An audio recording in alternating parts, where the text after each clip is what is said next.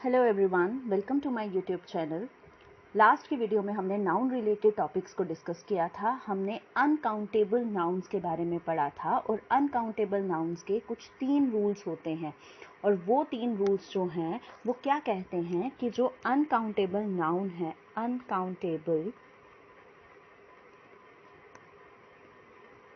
Nouns, हम थोड़ा सा रिकॉल कर लेंगे कि जो अनकाउंटेबल नाउन है उनके बारे में थोड़ा पढ़ेंगे। अनकाउंटेबल नाउन का रूल नंबर 1 क्या स्टेट करता था कि अनकाउंटेबल नाउन्स हमेशा सिंगुलर फॉर्म में एग्जिस्ट करते हैं। अनकाउंटेबल नाउन हमेशा सिंगुलर फॉर्म में एग्जिस्ट करते हैं, मतलब इनके साथ एस और ई एस नहीं लगता है। ओके। सेकेंड रूल बोलता था कि इनडेफिनेट आर्टिकल जो कि ए और एन है वो इनके पहले नहीं लगता, is not used before them. Third rule बोलता था कि हम इनको प्लूरल बनाने के लिए, क्योंकि एस और ई एस तो लगता नहीं है, तो इनको प्लूरल बनाने के लिए हम मच का यूज़ करते हैं। Much is used before them. So I hope आपको लास्ट वीडियो क्लियर हो गया होगा और आज हम फर्दर इसको प्रोसीड करने वाले हैं, बट हम अनकाउंटेबल नाउन्स को रिकॉल करने के लिए कुछ क्वेश्चंस करेंगे। So let's start. Our error number 1, हम स्पॉटिंग एरर के क्वेश्चन करेंगे। स्पॉटिंग एरर, और ये जो एरर्स हैं ये बेसिकली किस बेस पे है, ये नाउन के बेस पे है और उसमें भी हमारे रूल नंबर 1 के रिलेटेड। ठीक है, सो अनकाउंटेबल नाउन की एरर को आपने आइडेंटिफाई करना है। Our first question is Rashmi was not wearing a helmet while riding a scooty, so by the time she reached my home her hairs was all messed up। तो रश्मि ने helmet नहीं पहना था स्कूटी चलाते हुए और जब वो मेरे घर पहुंची उसके बाल ऑलमोस्ट मेस्ड अप थे। सो यहाँ पे आपको एरर स्पॉट करना है और एरर आपका डी पार्ट में है। डी पार्ट में आपका एरर लाई कर रहा है और एरर क्या है, हेयर्स। कल मैंने आपको बताया था कि अनकाउंटेबल नाउन के साथ एस और ई एस नहीं लगता है, तो इट मीन्स यहाँ पे हेयर नहीं होता है, हेयर्स नहीं होता है, हेयर होता है। और एक और एग्जांपल दी थी कि आपने कभी भी हेयर्स फॉल शैम्पू नहीं सुना होगा, आपने हमेशा हेयर फॉल शैम्पू को ही सुना होगा। सो इट मीन्स एरर आपका डी पार्ट में लाई करेगा कि her hair was all messed up. देखिए, नाउन्स के रूल या फिर ग्रामर के रूल आपके लिए बहुत इंपॉर्टेंट हैं। आपका एसएससी का पेपर आ रहा है, आपका बैंकिंग के अब एग्ज़ाम्स कंटिन्यू होने वाले हैं, प्लस आपके जेके एसएसबी के एग्ज़ाम आने वाले हैं, तो आपके लिए ये स्पॉटिंग एरर बहुत ज़्यादा यूजफुल बन जाता है। Next next sentence is although Yukta has been studying Japanese for over a year. हालांकि जो युक्ता जापानीज पढ़ते पढ़ते उसको 1 साल हो गया है, she is yet to learn the alphabets. Alphabets, कल मैंने आपको एक एग्जाम्पल में क्लियर करवाया था कि अल्फ़ाबेट आपका कोई सेंटेंस नहीं, अल्फ़ाबेट्स कोई वर्ड नहीं होता है। The right word is alphabet. Alphabet is uncountable noun. और अल्फ़ाबेट क्या होते हैं, बहुत सारे लेटर्स का ग्रुप, 26 लेटर्स के ग्रुप को आप अल्फ़ाबेट बोलते हो। सो आई होप आपका सेकेंड सेंटेंस भी क्लियर हो गया होगा। नेक्स्ट हम क्या करेंगे, next third sentence is the attendant requested the passenger to put their baggages in trolleys।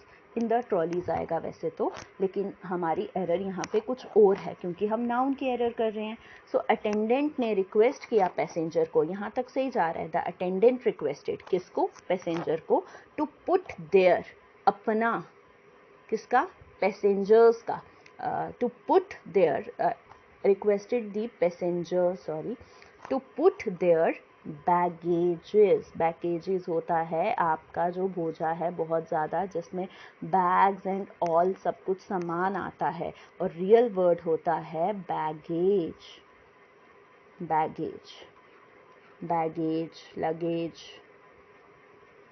सो ये नाउन की एरर थी यहाँ पे, वो भी अनकाउंटेबल की एरर थी। आपका करेक्ट सेंटेंस बनता है the attendant requested the passengers to put their baggage in trolleys, क्योंकि बैगेज ऑलरेडी आपका ग्रुप है, ठीक है, अनकाउंटेबल नाउन है। आप बहुत सारा बैग, ब्रीफ केस, इन सब के मिक्सचर को, इन सब को कलेक्टिवली आप बोल सकते हैं baggage. Next sentence is the room would look a lot better if you put a furniture in that corner. देखिए, अगर आपको एरर को आइडेंटिफाई करने में थोड़ी प्रॉब्लम होती है तो सेंटेंस को 2 to 3 टाइम्स रीड करो, आपको करेक्ट इंग्लिश थोड़ा थोड़ा समझ आने लग पड़ेगा। The room would look a lot better, room थोड़ा अच्छा दिखता। अगर कैसे दिखता? If you put a furniture. कल हमने बोला था कि फर्नीचर एक अनकाउंटेबल नाउन है, और यहाँ आपने फर्नीचर तो ठीक लिखा है, फर्नीचर्स तो नहीं लिखा है, तो furniture is correct, furniture. But उससे पहले आपने अ लगाया है, अ, यहाँ पे अ की एरर है। हमने क्या पढ़ा है रूल में? हमारा रूल कहता है कि हम ए और एन को यूज नहीं कर सकते, can't be used, can't be used before uncountable nouns। तो यहाँ पे करेक्ट ग्रामर बनना था the room would look a lot better if you put furniture in that corner. I think it is clear to you. I hope आपको ये clarity बन रही होगी। जो हमने कल रूल्स किए थे ये उनसे रिलेटेड आपके क्वेश्चंस थे। Next, her sparkling jewelries as the perfect foil for her fine complexion in the marriage ceremony of Nakul / no error। So first part बोलता है हर sparkling jewelries। एक बात बताइए, आपने कभी भी ज्वेलरीज शॉप सुना है? आपने हमेशा ज्वेलरी शॉप सुना होगा। सो ज्वेलरी में ही आपके गहने आ गए, आपके सारे जो भी जूल्स हैं वो इसमें कंसीडर हो गए। Her sparkling jewellery, jewellery. So correct grammar क्या थी? Her sparkling jewellery. Jewellery is uncountable noun. So jewelleries नहीं होता है, ज्वेलरी होता है। I hope it is clear to you. Next point is, next sentence, they had moved the antique furnitures। अभी हमने last sentence में फर्नीचर रिलेटेड बात की थी, यहाँ पे फर्नीचर्स नहीं आएगा, यहाँ पे क्या हो जाएगा? Furniture. out of her old downstairs room and put it upstairs month before he was born. So they had moved the antique furniture। Furniture में आपका चेयर, टेबल, अलमीरा सब कुछ आ गया। So ये uncountable noun है। Next sentence is the sceneries of Kashmir is beautiful। The sceneries of Kashmir is beautiful, but sceneries नहीं होता है, the scenery। the scenery of Kashmir is beautiful। I hope आपको ये sentences clear हो गए होंगे। आप रूल्स को 2-3 बार रिवाइज करोगे। अभी 3 रूल्स को हमने सिर्फ 3 रूल्स पढ़े थे अनकाउंटेबल नाउन्स के, और उसी रिलेटेड कुछ 7 क्वेश्चंस को डिस्कस किया। आई होप ये आपको क्लियर हो गया होगा। और नेक्स्ट वीडियो में और अभी ही हम थोड़ा सा इसको आगे फर्दर प्रोसीड करेंगे। So our next rule is, देखो हमने क्या बोला? हमने बोला कि एडवाइस जो है या फिर जो अनकाउंटेबल नाउन्स होते हैं वो हमेशा सिंगुलर एग्जिस्ट करते हैं, सिंगुलर एग्जिस्ट करते हैं। तो क्या हम इनको प्लूरल बना सकते हैं? आपने बोला था बना सकते हो, ये भी हमारा रूल है कि हम इनसे पहले किसको यूज़ करेंगे? मच को यूज़ करेंगे अनकाउंटेबल नाउन से पहले। बट कभी अगर मुझे ऐसा बात करना हो कि ही गेव मी एन एडवाइस, तो मैं कर नहीं सकती यूज़, तो मैं क्या यूज़ करूँगी? तो मैं ऐसा बोल सकती हूँ ही gave me a piece of advice। Okay, ठीक है। he gave me a word of abuse। गाली ऐसा तो बोल नहीं सकते ना आप कि उसने आज मुझे 5 गाली दे दी, 6 गाली दे दी। आप गाली को तो नहीं गिन सकते, ठीक है। तो आपने यहाँ पे जब आपने अ पीस ऑफ लिख दिया, I have a piece, I have an urgent piece of work, urgent piece of work, at home, ये लेटर तो हम सब ने लिखा है। सो यहाँ पे क्या हुआ कि आपने क्या देखा, आपने देखा कि फर्स्ट सेंटेंस जो आपने लिखा था, first second and third, first sentence जो आपने लिखा उसमें आपने एडवाइस को और ज़्यादा सिंगुलर प्रूव कर दिया। He gave me a piece of advice, तो एन लिखने के बजाय आपने अ पीस ऑफ का यूज़ कर दिया। सेकेंड पॉइंट में आपने लिखा he gave me a word of abuse, तो आपने बहुत सारी गालियों के लिए, या फिर ऐसा नहीं बोला he gave me an abuse, तो एन तो आप यूज़ कर नहीं सकते, तो आपने क्या लिखा, a word of abuse. Next आपने क्या लिखा, I have an urgent piece of work at home. So आपने वर्क्स नहीं लिखा, क्योंकि वर्क्स तो आप लिख नहीं सकते, तो आपने क्या लिख दिया, I have an urgent piece of work at home. So आपने इनकी सिंगुलैरिटी को और ज़्यादा ब्रीफली बता दिया। ठीक है, सो अनकाउंटेबल नाउन हमेशा सिंगुलर एग्जिस्ट करते हैं, उनके साथ एस और ई एस का यूज़ नहीं होता है।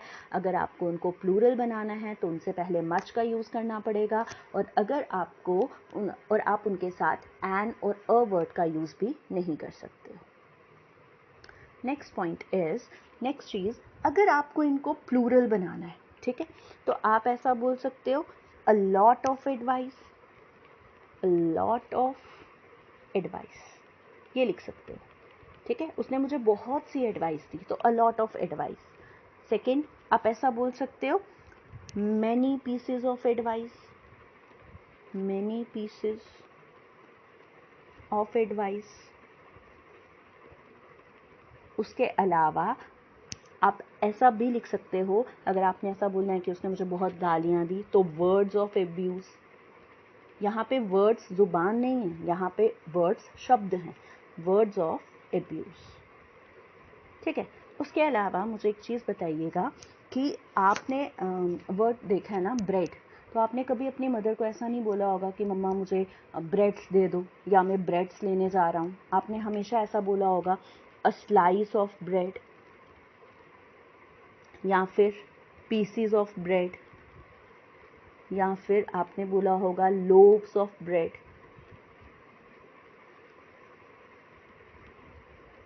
ठीक है, या फिर 2 slices of bread, 2 pieces of bread, 1 loaf of bread.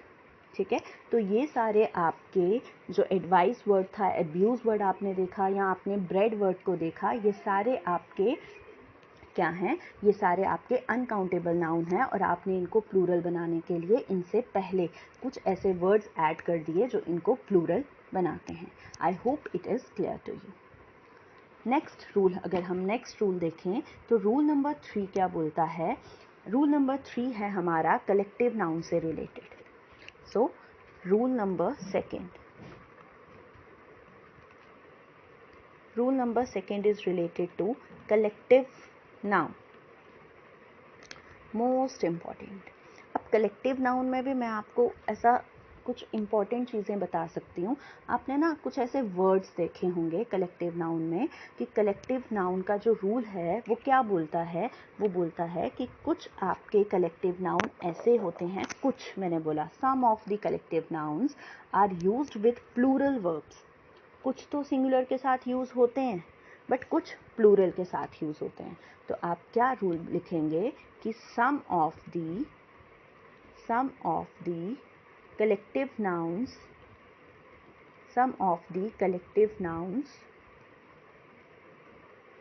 are used with plural verbs. For example, अगर मैं एग्जाम्पल दूँ, कैटल क्या हो गई, भेड़ बकरियाँ। ठीक है, वो कैटल है आपकी।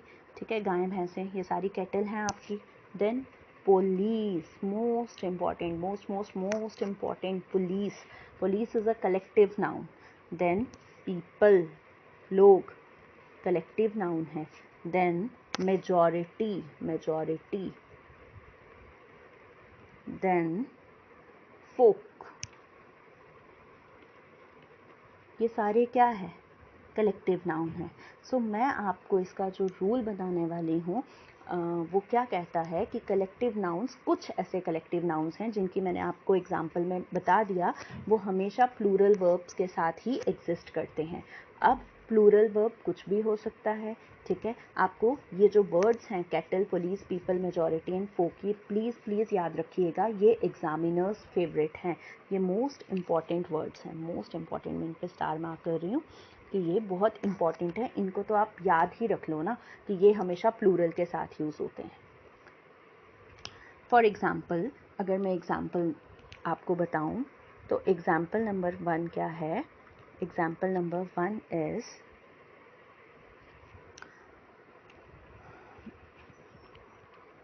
majority is /r in favor. Majority is /r in favor of this proposal. Okay. Second example is the police was /were. The police was /were posted all over the route. All over the route. Third example बोलती है cattles /cattle are grazing in the field.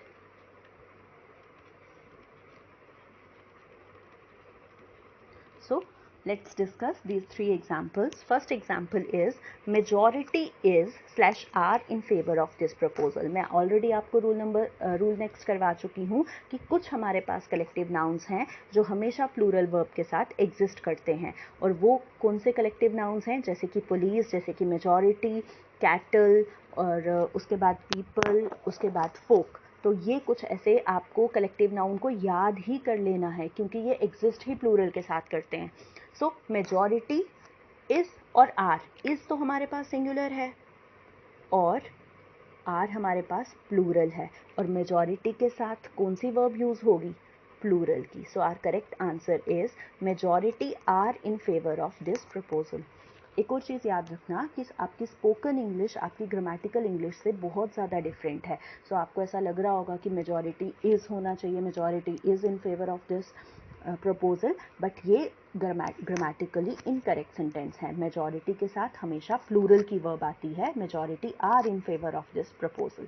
Next point is the police. Police is a collective noun, ठीक है। Police is a collective noun, और collective noun police के साथ कौन सी verb use होगी? प्लूरल की।